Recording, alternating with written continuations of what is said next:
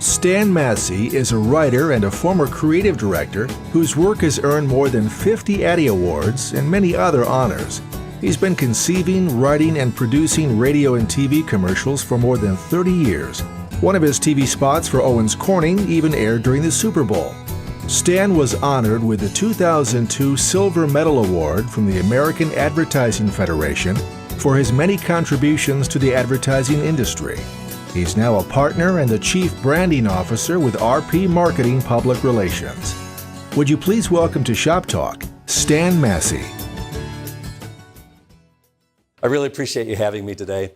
I've chosen as my topic what I'm calling Simply Irresistible, the hard task of creating simple, compelling ads. And when I say ads, I don't just mean advertisements. Any commercial message, think of as what we're talking about ads today, but it's really getting the message you want to the audience you want in a very simple way. Our theme today is just going to be make it simple. And I didn't say keep it simple because it is a process to get compelling messaging down to its simplest form. And today more than ever, it's more important. I had my first professional writing job in 1980. How many people in this room were born after 1980? Can I see your hands? Yeah, that's what I thought, about 3/4 of you. So some of the examples that I'm going to be using today might look old school to you, but that's okay because they are fundamental rules that still apply. It's really important to keep things simple in these times. A study just came out in January about attention span in America. Would anyone care to guess what the average attention span of the American adult is in the US according to this study? 45 seconds, great guess. Anyone else want to guess? 7 seconds. You are very, very, very close to the truth. 45 seconds doesn't seem too bad. But what the study compared to prior studies, in the year 2000, the average adult attention span was 12 seconds. In 2013, you were only a second off. 8-second average attention span. What I found interesting is in the same study, they found that goldfish have a 9-second attention span.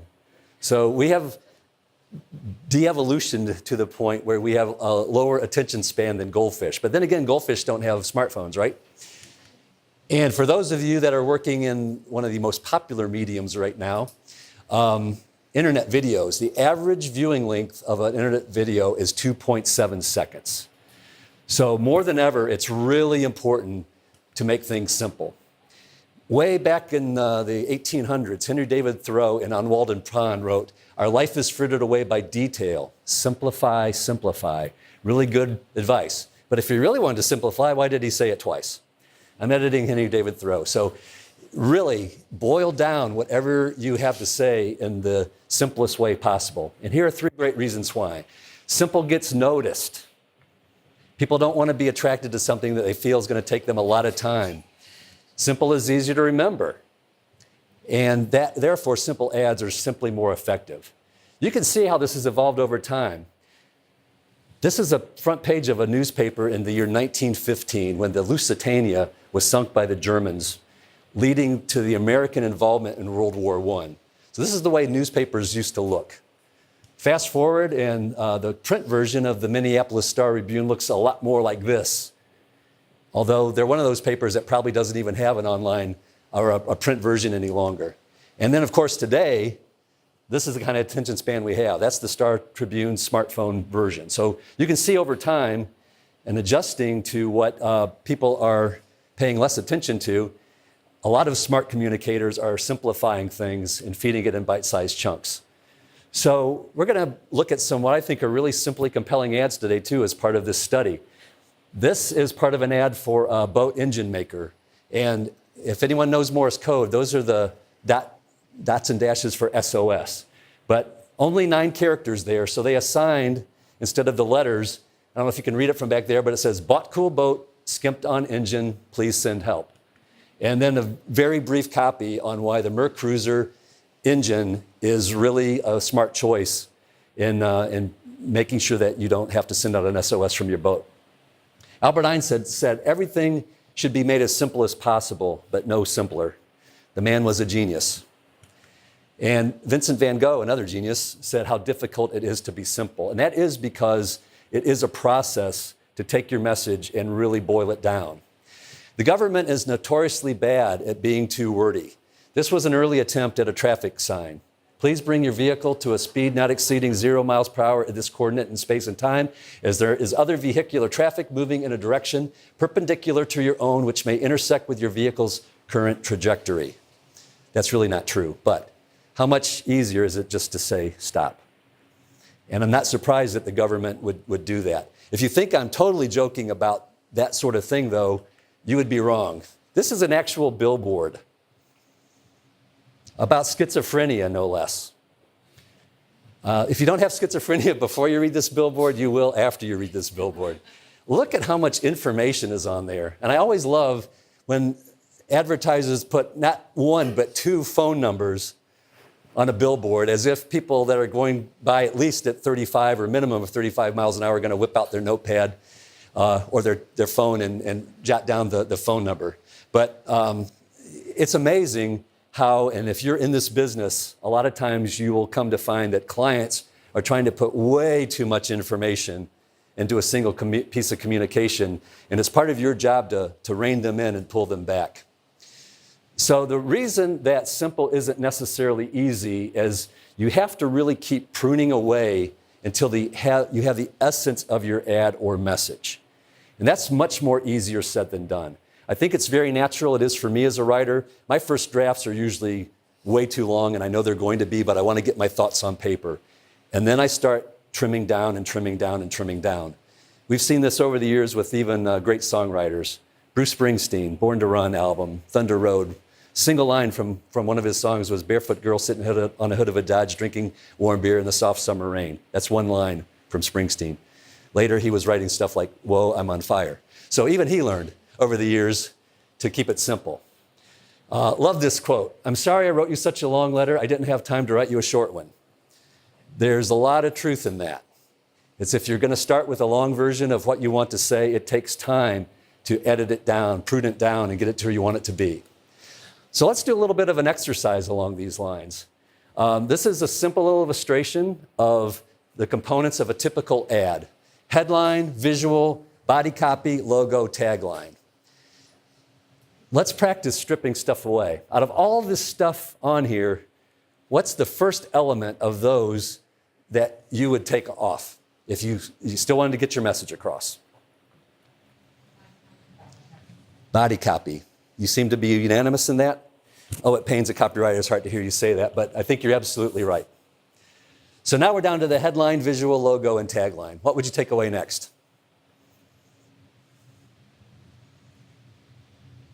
There's no wrong answer. The image. The image? Anyone disagree? Tagline. This exercise says yes, the tagline, because in a lot of ways, the headline and the tagline could serve very much the same purposes if you're really trying to pare things down.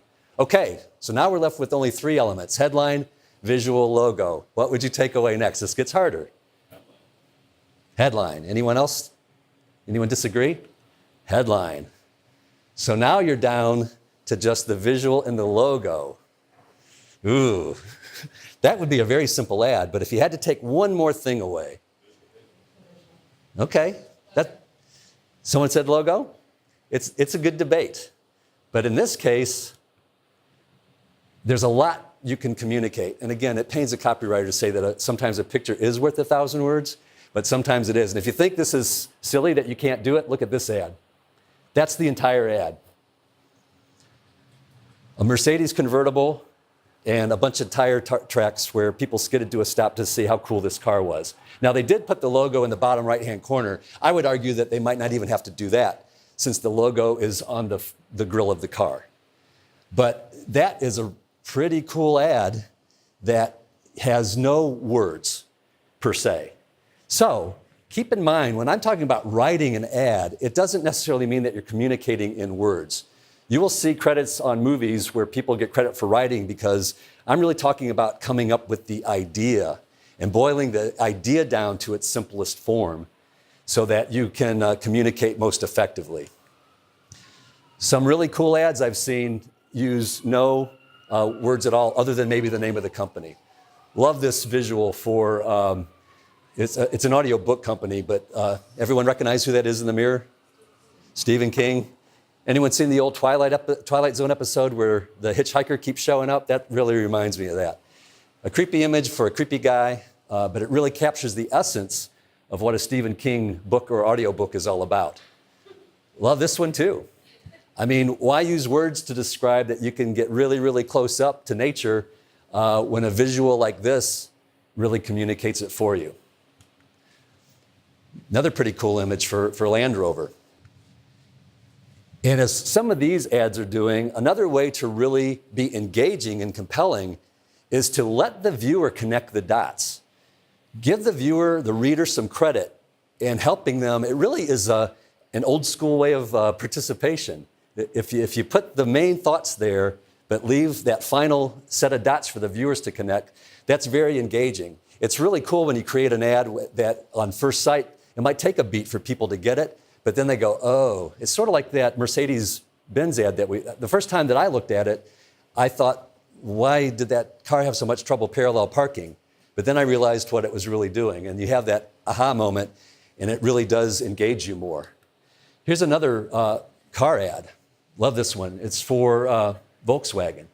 You'll notice that there's no car anywhere in the ad.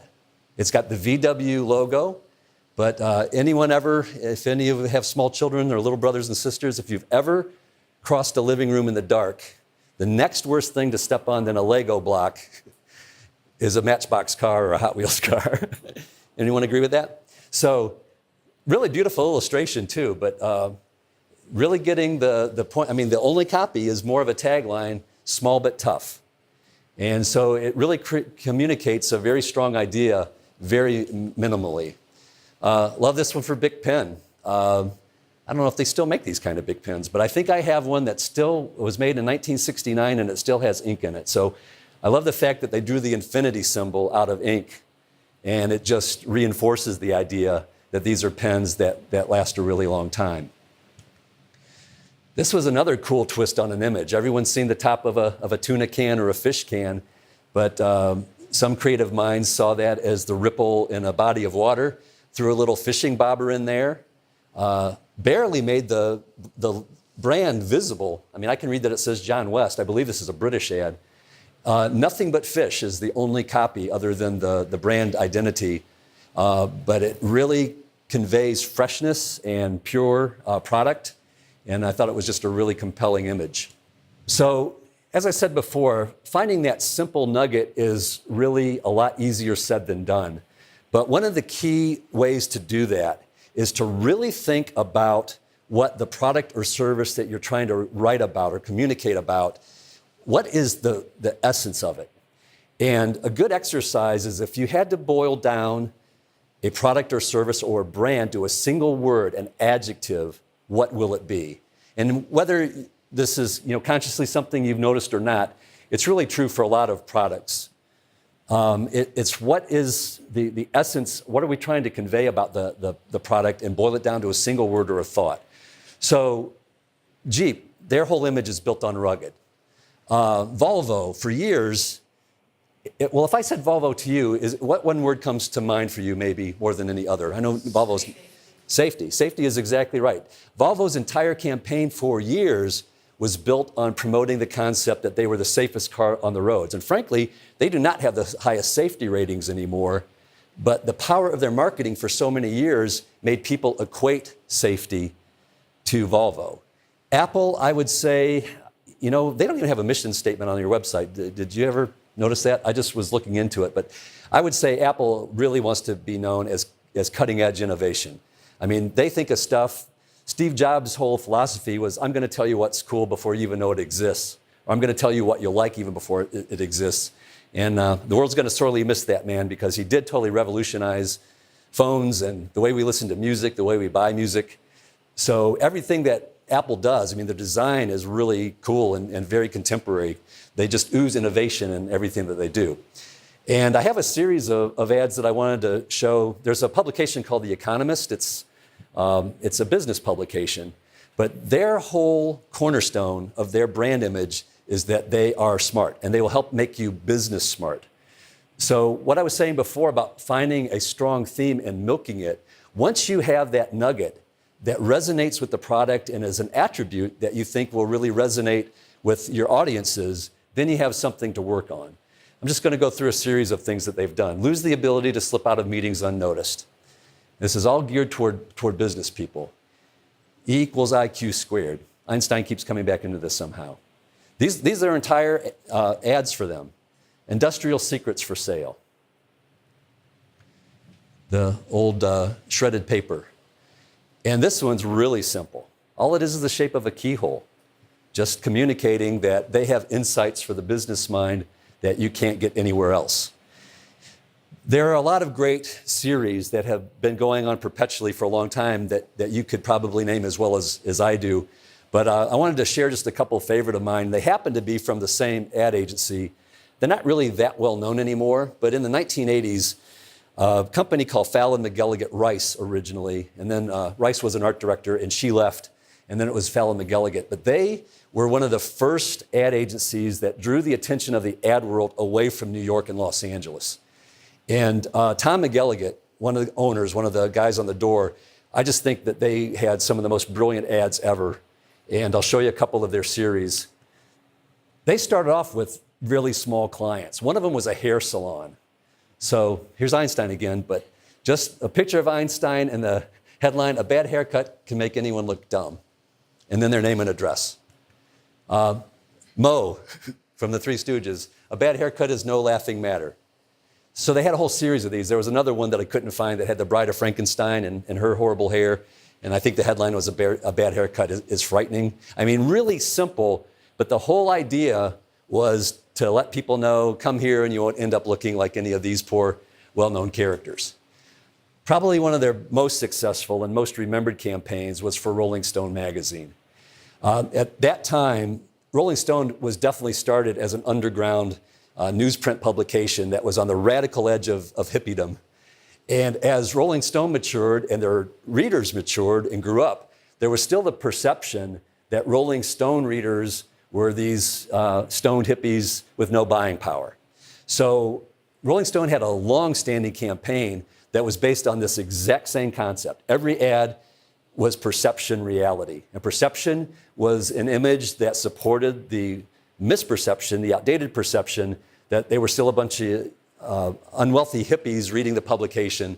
But then they contrasted that with reality. So this one was the hippie van and the car. And you'll notice there's a brief amount of body copy because they're advertising to advertisers to buy space in their magazine. So if you have a chance to look at this PowerPoint later online or elsewhere, the copy's really well written, but it's simple and succinct. Here's another one, perception reality. No soap and soap. There was that image of hippies always running away to Canada to get away from being drafted. But they wanted to let people know that actually a lot of people in the Rolling Stone demographic were actually joining the services. This one gets directly to the economic issue. Perception was a handful of change, and the reality is that this audience has a really strong buying power and can get things like an American Express card. And this was probably one of my very favorites too, because I don't know if you've studied history, those that are much younger than me, but there was a period where women were expressing their freedom and they actually had public bra burnings, and they wanted to show that they were no longer doing that. Women were actually buying bras again, so what a great space. I think Rolling Stone had the perception too of being a very male-dominated readership, so they specifically did this ad to show that a lot of their readers were women and sophisticated women and women who had means of support, if you know what I'm saying. Another thing is to find the tension. Once you know what your message is, try to find the tension in your message, and I'll get to some examples of what I mean by that. Because we want to show that we know that conflict is drama in human nature. When everything's okay, we're not that interested. So finding some inherent tension in some aspect of your product or service that you can really leverage to do compelling ads will draw people in. You'll never see this headline in the newspaper. Plane lands safely at airport. No one cares about that. But every little plane disaster that happens, big or small, it's headline news. So it's a matter of finding some tension in what you want to talk about. This next ad is really compelling to me. Near the beginning of my presentation, I showed you the cover. Then this just happened to be a coincidence, believe it or not. But the old issue of the Minneapolis Star that I found, the head story was about the sinking of the Lusitania in 1915.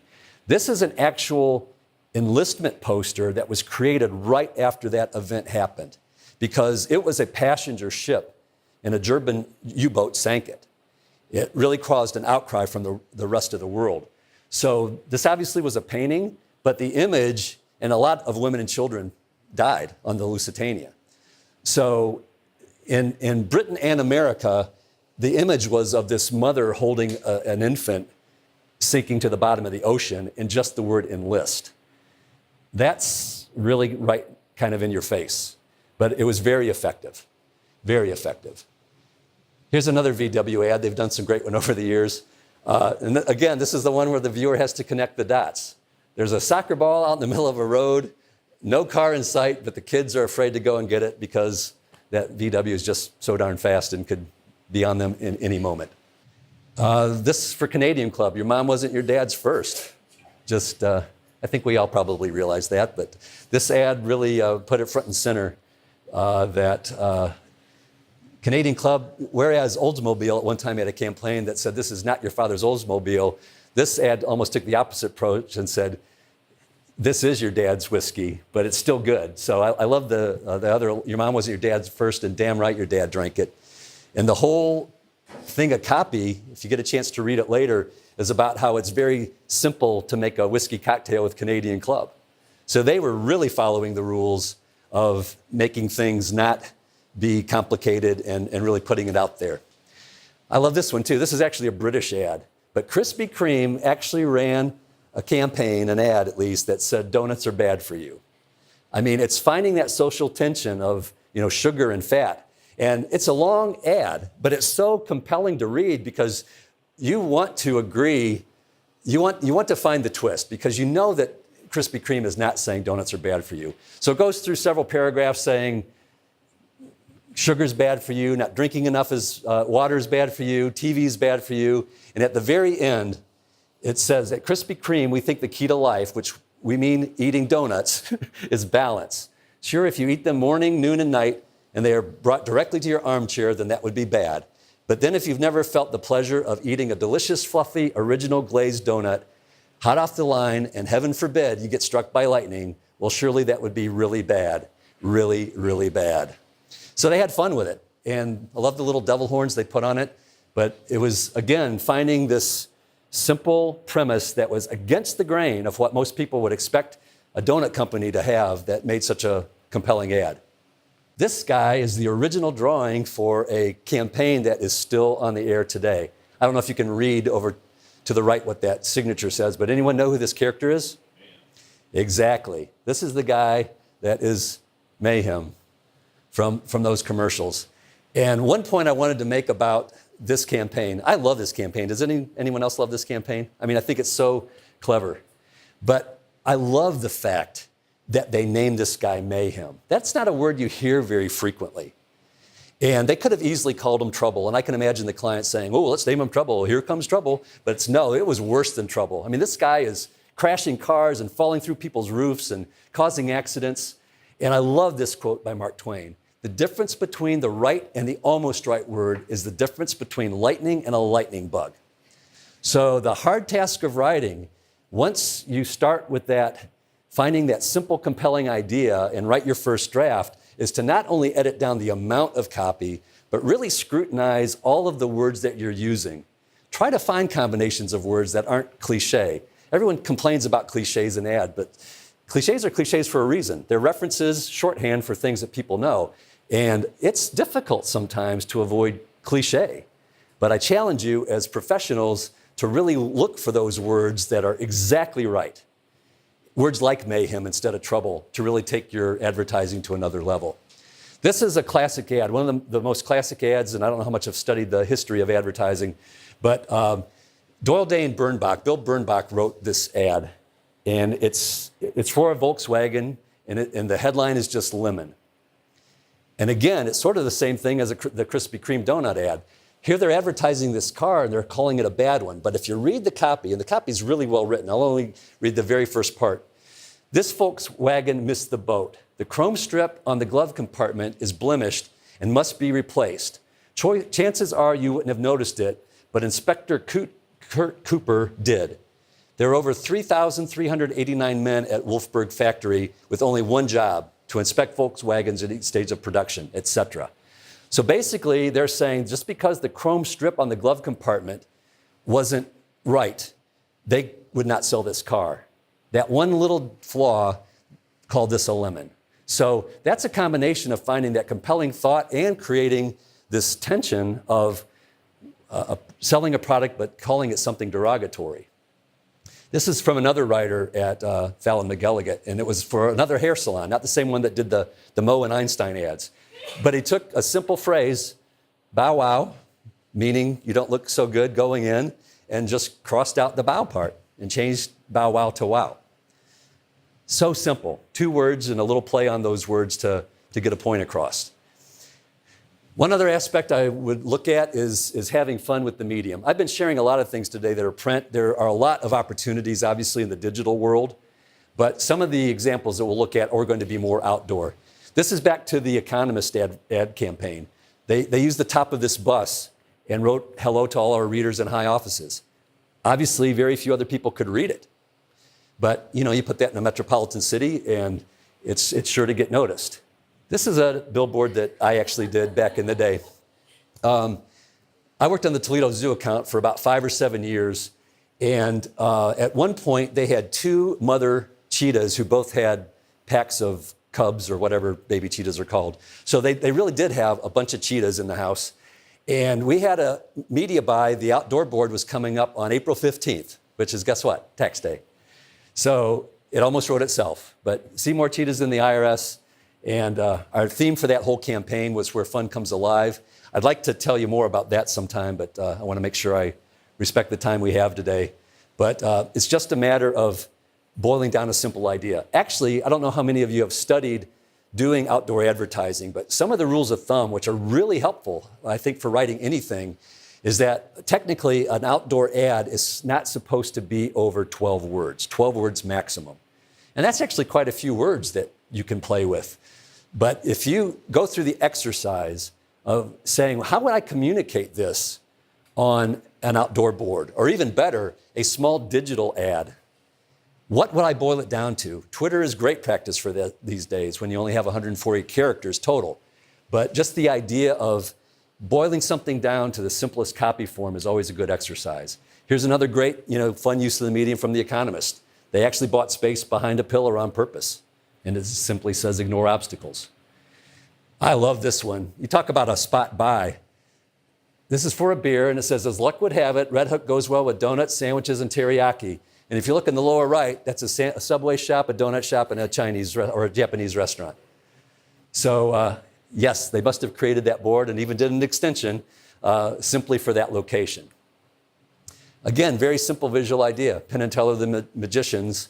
This was one of their outdoor boards in Vegas where they perform regularly, but simply took sort of the visual cliche of the old sawing a woman in half thing and offset a billboard, and people notice that stuff. There's a great one around town for Paramount Healthcare, and I think Madhouse might have done it. I can't remember, but it looked like they used a mannequin. It looked like a guy had fallen off of the billboard, putting up the billboard.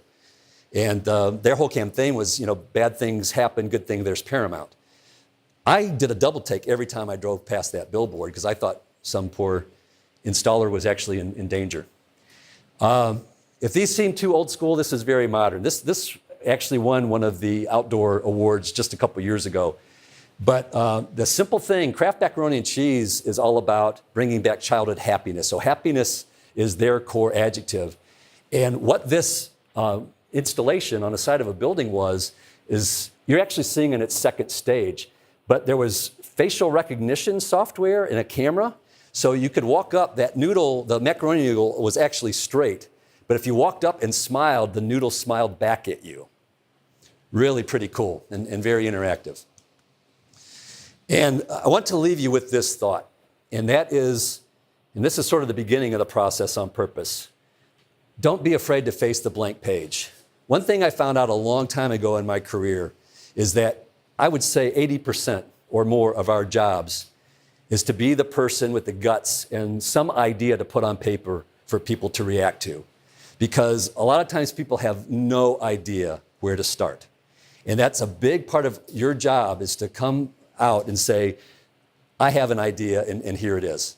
Obviously, there's a lot more that goes into it. You need to know the strategy. You need to do some of the thinking that I've talked about already, because everyone's afraid of this, the blank screen.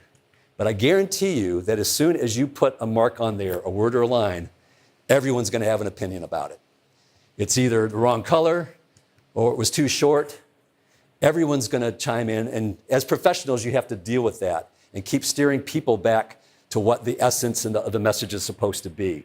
But it's great value to your clients and your bosses when you're the person that can be the one that puts that first line on the blank page to say what you think it is. There's a quote, and I might not have it exactly right, but from the movie Amadeus.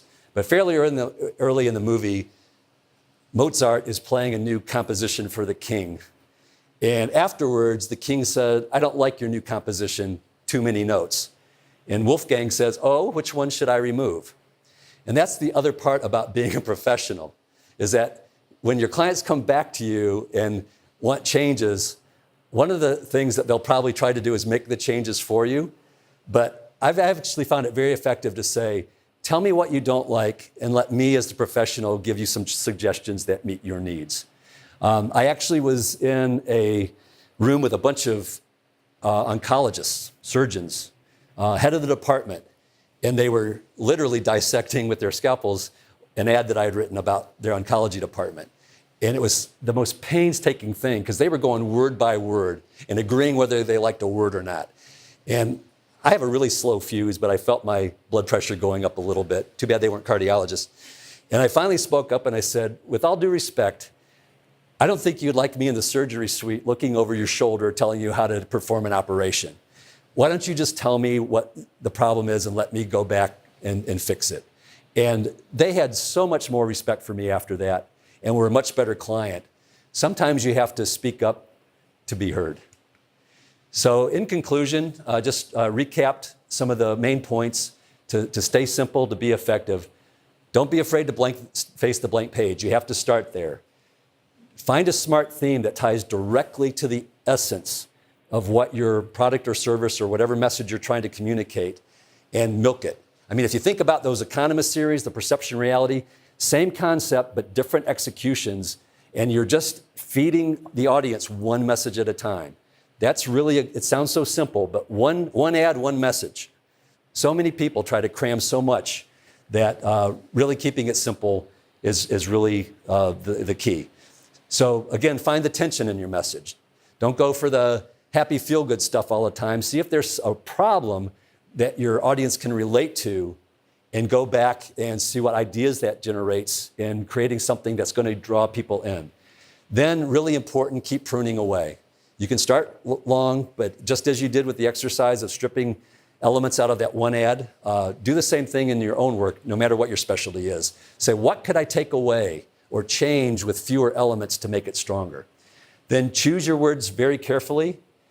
Let the viewer connect the dots, invite them in, make them part of the communication, conversation process, and then have fun with the medium. That might be an extra layer of icing on the cake to see where the ad or the message is running and see what elements of that medium you can really exploit to make your message stronger and connect with people better.